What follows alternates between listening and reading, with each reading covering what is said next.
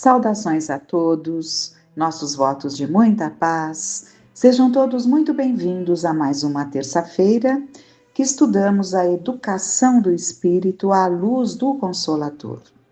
E vamos buscar no capítulo 10º do Livro dos Espíritos, em que Kardec estuda as leis.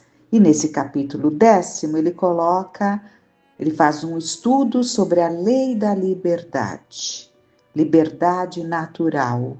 E vai fazendo perguntas aos espíritos, eles vão trazendo ali as respostas de uma forma reduzida, que vai se compondo no decorrer do estudo, né? E é muito importante nós entendermos, nos debruçarmos um pouco no estudo deste capítulo, porque afinal de contas, o homem caminha para a liberdade, né? Conhecei a verdade e a verdade vos libertará. Então é o caminho da libertação de todas as algemas que nos prendem aquilo que nos trava, ao invés de nos impulsionar para o que é bom, para o que é justo, para o que é belo. Então, no estudo deste capítulo, nós vamos buscar refletir sobre algumas questões. Comece então com a liberdade natural, que é a questão 825. Há posições no mundo em que o homem possa gabar-se de gozar de uma liberdade absoluta, então seria alguém muito privilegiado, enfim. Ele poderia dizer que ele é livre, né? Que ele é totalmente livre?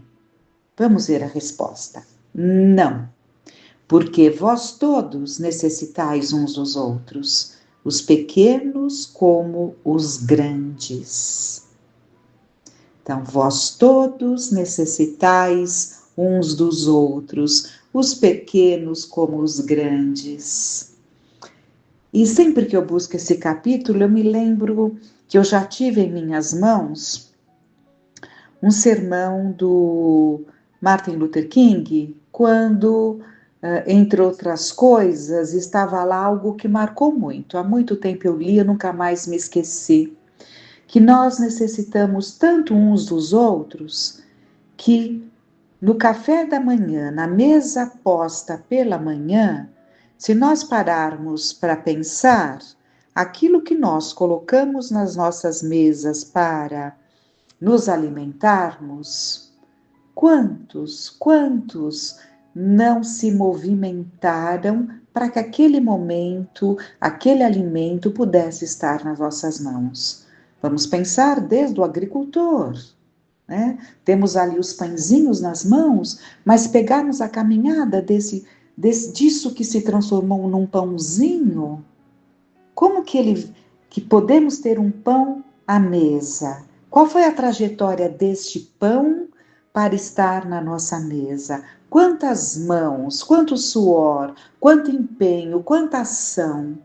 Então, evidentemente que todos nós, por melhores que sejam as nossas condições, necessitamos uns dos outros. E Kardec pergunta em seguida: qual seria a condição em que o homem pudesse gozar de liberdade absoluta? A do eremita no deserto. Desde que haja dois homens juntos, há direitos a respeitar, e não terão eles, portanto, liberdade absoluta. Então, só poderia se considerar verdadeiramente livre aquele solitário no deserto, longe e distante de quem quer que seja, né? Unicamente, seria a única situação. E mesmo havendo aqueles que buscam esse tipo de isolamento, dia virá em que despertarão para a inutilidade de uma encarnação de isolamento. Em seguida, a obrigação de respeitar os direitos alheios tira ao homem o direito de se pertencer a si mesmo. Então vejam a qualidade das perguntas que Allan Kardec elaborava. Então a obrigação de respeitar os direitos alheios tira ao homem o direito de se pertencer a si mesmo? Absolutamente, pois esse é um direito que lhe vem da natureza. Né? Então, o respeito ao outro, né, aos direitos do outro, não tira o direito de sermos nós mesmos, né, de se pertencer a si mesmo. Absolutamente a resposta, pois esse é um direito que lhe vem da natureza. Então, Kardec, para entender melhor, pergunta: como conciliar as opiniões liberais de certos homens com o seu frequente despotismo no lar e com os seus subordinados? Né? Opiniões liberais, quantos que não abraçam discursos de liberdade? Discursos, né? Os discursos são lindos, são maravilhosos, são envolventes, atraem quem nos ouve, né? São discursos que nos trazem até situações favoráveis em função dos discursos que são feitos. Mas como entender homens de opiniões liberais, mas que são tiranos no lar, são tiranos com seus subordinados? É que possuem a compreensão da lei natural, mas contrabalançada pelo orgulho e pelo egoísmo. Sabem o que devem fazer quando não transformam os seus princípios numa comédia bem calculada, mas não o fazem. Então, existem muitos intelectualmente desenvolvidos que conhecem, compreendem a lei natural e sabem discorrer sobre ela, mas na intimidade, né, junto daqueles que estão ali no seu lar, no trabalho que ele traz ali os seus subordinados, ele é um verdadeiro tirano. Então, sabe, mas o orgulho e o egoísmo não permite que ele aplique o que ele sabe. E isso é muito comum, porque na verdade, especialmente em tempos que vivemos, né, em que já estamos há tempos, né, dentro do estudo, a civilização, se bem que é tão interessante falarmos que estamos na civilização, né, porque ainda presos ao passado, né, em que predominava o instinto, ainda temos atitudes tão animalizadas, né, mas sabemos, mas o nosso orgulho, o nosso egoísmo, muitas vezes nos impede de colocarmos verdadeiramente em prática aquilo que sabemos que como deveria ser.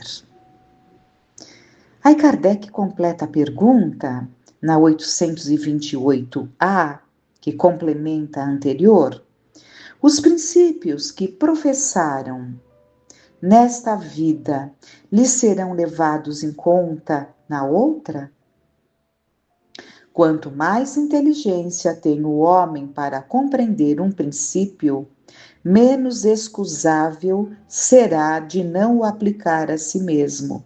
Na verdade, vos digo que o homem simples, mas sincero, está mais adiantado no caminho de Deus do que aquele que aparenta o que não é. O que está sendo dito aqui? Porque Kardec pergunta se será levado em conta, né? Esse conhecimento que esse homem tem, mesmo não professando, né? Não vivendo dentro desse conhecimento, mas isso vai contar para ele, né? E o que ele responde? Quanto mais compreensão tem, mais culpado é. Então, menos excusável, então, menos desculpas ele terá, né? Porque ele sabia e não aplicou. Muitas vezes, aquele embrutecido que toma atitudes tão embrutecidas é menos culpável perante as leis de Deus, porque não tem conhecimento, do que aquele que tem e não pratica. Então vamos percebendo a profundidade, né, desse estudo que fazemos dentro do capítulo A Lei da Liberdade, para compreendermos o quanto nós temos que aplicar aquilo que conhecemos. Nós não podemos usar máscaras, né? Nós temos que ser aquilo que acreditamos.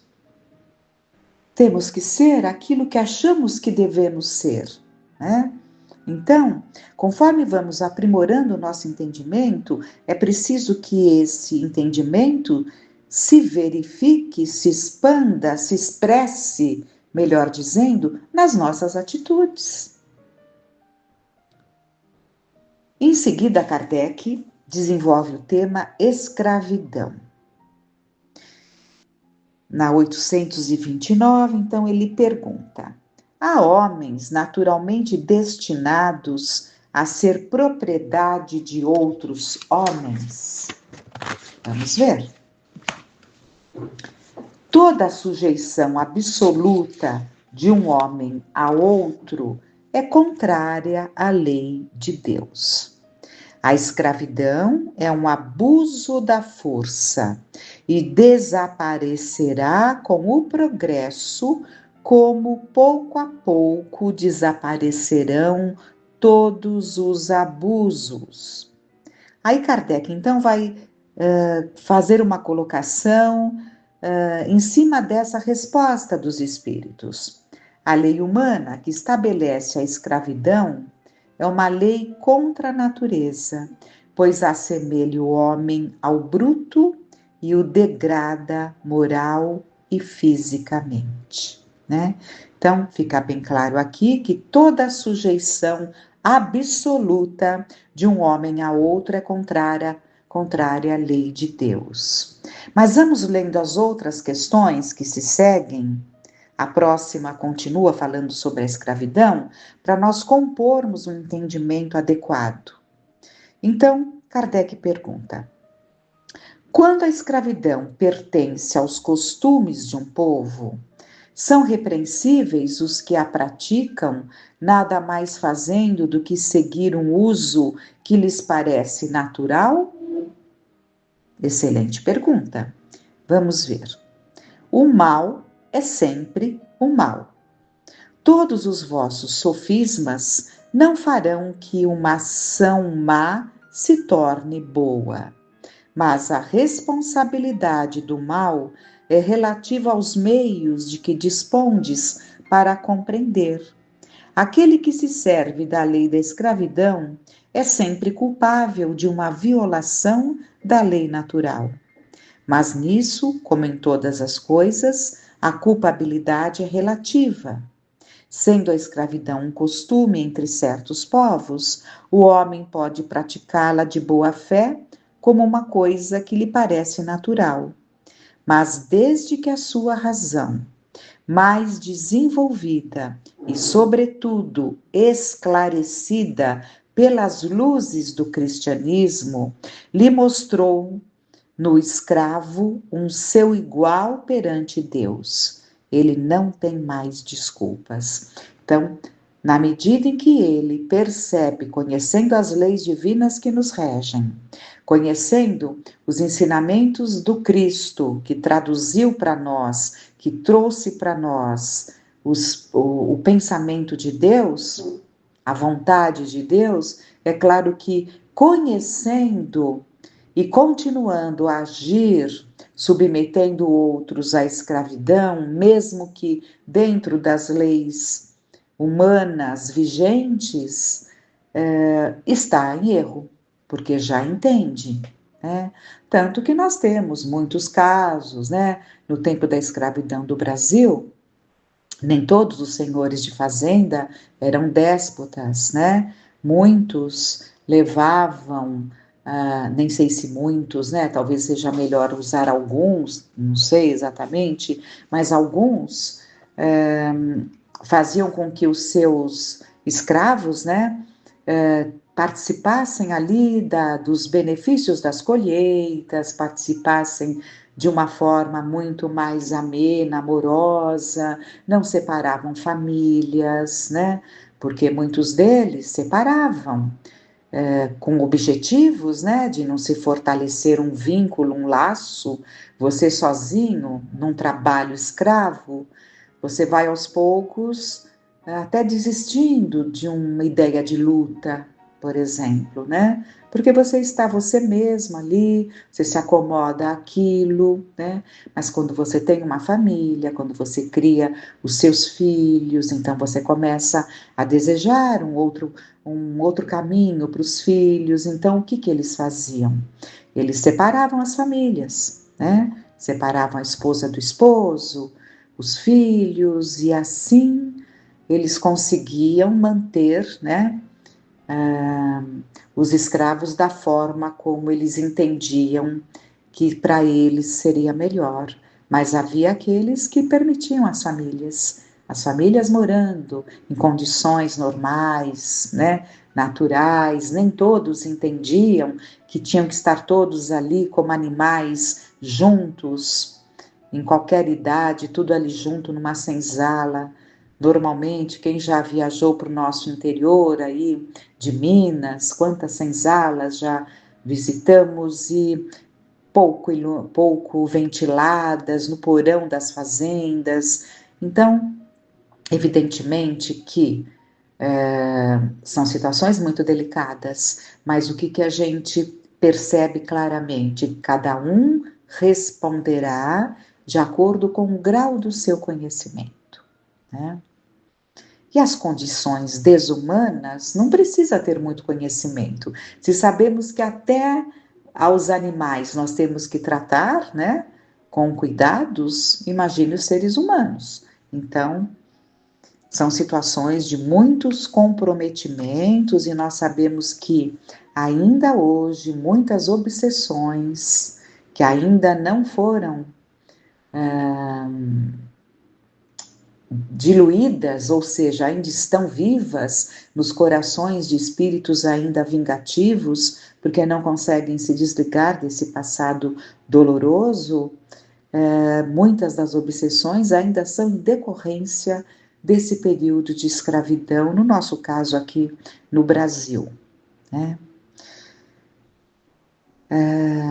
Aí Allan Kardec pergunta: a desigualdade natural das aptidões não coloca certas raças humanas sob a dependência das raças inteligentes?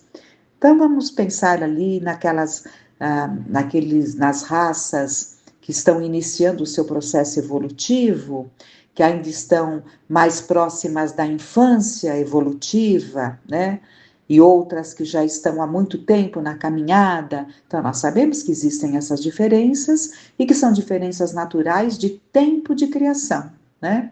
Porque Deus cria, sempre criou e sempre está criando. Então, existem aqueles que estão mais próximos ao ponto de partida e outros que estão mais distantes, né? Então, é natural que haja essas diferenças, né? Dentro da escalada evolutiva. Então, a pergunta é: se essa desigualdade natural não coloca alguns povos em situação de dependência de outros? Sim, para as elevar. Então vamos vendo que cada questão que Allan Kardec fazia vai compondo o nosso entendimento, porque nós sabemos que é assim, né? Então vamos ver a resposta. Sim, para as elevar e não para as embrutecer ainda mais na escravidão.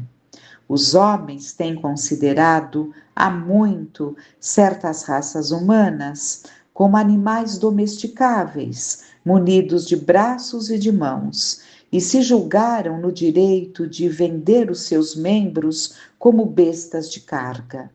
Consideram-se de sangue mais puro, insensatos, que não enxergam além da matéria. Não é o sangue que deve ser mais ou menos puro, mas o espírito. Então, é claro que se nós pegarmos a história da humanidade, nós vamos ver povos, desde a história antiga, um povo que subjugou o outro, através das guerras, que eram situações naturais, né? Infelizmente ainda estamos vivendo situações tão delicadas, né? Mas foram situações naturais e recorrentes. O mundo era em guerra, né? Hoje nós ouvimos uma guerra aqui e ali, mas o mundo era sempre em guerra. Os homens eram educados para preparar-se para as guerras. Era assim a formação dos meninos quando nasciam, se tornavam jovens, então todos ali sendo preparados para servir, né, para a guerra, porque já era uma situação natural, a conquista, né?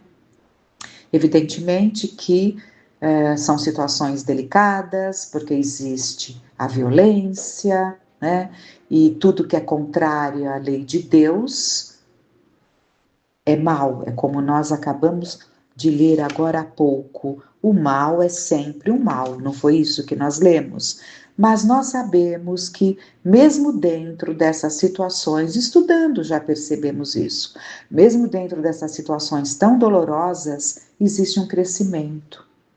Porque muitas vezes aquele povo que vem para aquela região vai trazer um crescimento em algum sentido, né? Se nós pensarmos lá atrás, né? Roma, o Império Romano, e pensarmos ali na cultura do povo grego, então toda essa junção, né, greco-romana, então os resultados vão trazendo crescimento, aprendizado, evolução, né?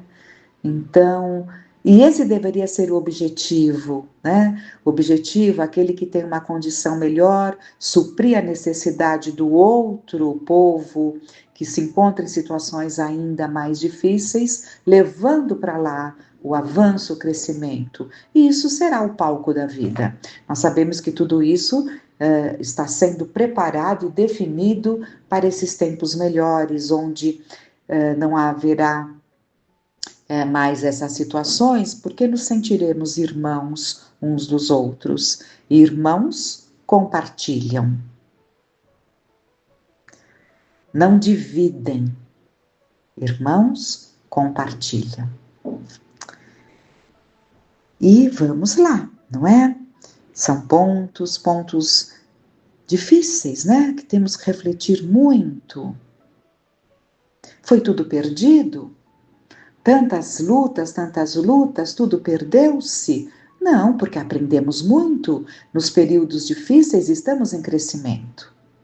De toda essa situação dolorosa que se viveu nessa escalada evolutiva, as dores, as lutas, a submeter-se a um poder maior, nos leva ao aprendizado da humildade, do aprender de servir. Então vamos aprendendo, e assim uns vão se comprometendo, outros vão aprendendo.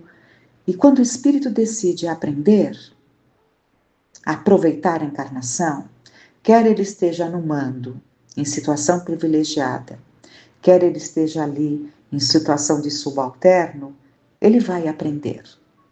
Porque ele vai se adaptar às situações. E com isso ele vai moldando, através das várias encarnações, nas mais variadas posições, ele vai moldando o seu caráter e trabalhando o seu ego e deixando o seu ego no ponto ideal, em que ele não prevaleça, né? E aí, Kardec pergunta em seguida: há homens que tratam os seus escravos com humanidade, que nada lhes deixam faltar e pensam que a liberdade os exporia a mais privações. Que dizer disso? Digo que compreendem melhor os seus interesses. Eles têm também muito cuidado com os seus bois e os seus cavalos, a fim de tirarem mais proveito no mercado. Não são culpados como os que os maltratam, mas nem por isso deixam de usá-los como mercadorias, privando-os do direito de se pertencerem a si mesmos. Né? Se pertencerem a si mesmos. Nós estamos vendo aqui esse pertencer a si mesmos, privando-se do direito de se pertencerem a si mesmos. Agora há pouco nós vimos numa questão, e nós vamos voltar lá, quando Kardec pergunta, vamos achar, porque falou desse pertencimento a si mesmo. Aqui.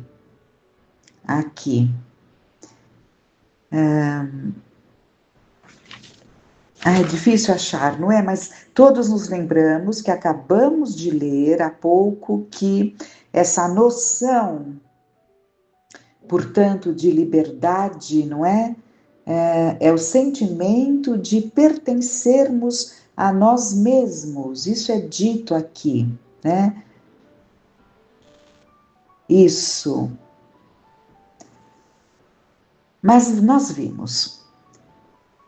nós vimos e foi uma coisa que marcou muito, mas no meio de tantas colocações eu não estou achando exatamente onde lemos, mas era aquele sentimento esse sentimento de liberdade nos levando ao sentimento de pertencermos a nós mesmos, né? Respeitando o direito do outro, nós não perdemos o direito de pertencermos a nós mesmos. E é o que está sendo dito aqui, vamos ler novamente, é muito importante. Não são culpados como os que os maltratam, mas nem por isso deixam de usá-los como mercadorias, privando-os do direito de se pertencerem a si mesmos. E pertencer-se a si mesmos é essa liberdade natural que Deus nos confere. Deus nos confere essa liberdade.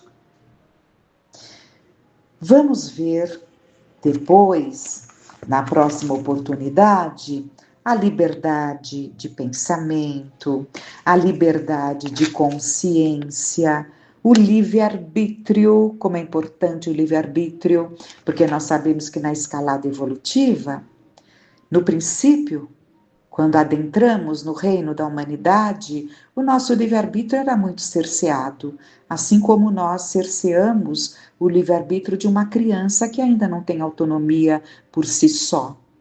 Nós decidimos por ela, evidentemente, até a idade em que aos poucos vamos permitindo que ela vá fazendo ali as suas escolhas, quando ela tiver autonomia para lidar com aquilo, né?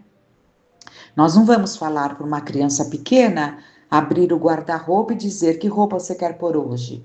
Quem fizesse isso está sendo totalmente, não vou nem usar nenhum termo, porque a criança, ela é criança, enquanto ela não tiver autonomia, o entendimento para compreender, vou escolher essa roupa porque está de acordo com o clima.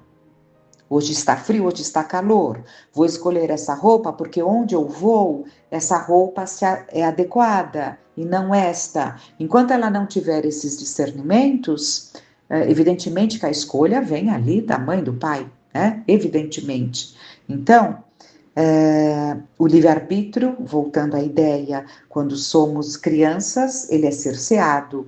Nessa escalada evolutiva, o espírito também tem o seu livre-arbítrio cerceado e conforme ele vai se desenvolvendo, ele vai ganhando mais liberdade. Mas isso nós veremos no momento oportuno, no novo encontro da educação do espírito à luz do Consolador. Por ora fica esse grande aprendizado para nós, não é fácil, não é simples, traz muitos questionamentos, né? Muitos questionamentos, muitas dúvidas pairam nas nossas mentes, mas vamos estudando para irmos compondo a nossa maneira de entender.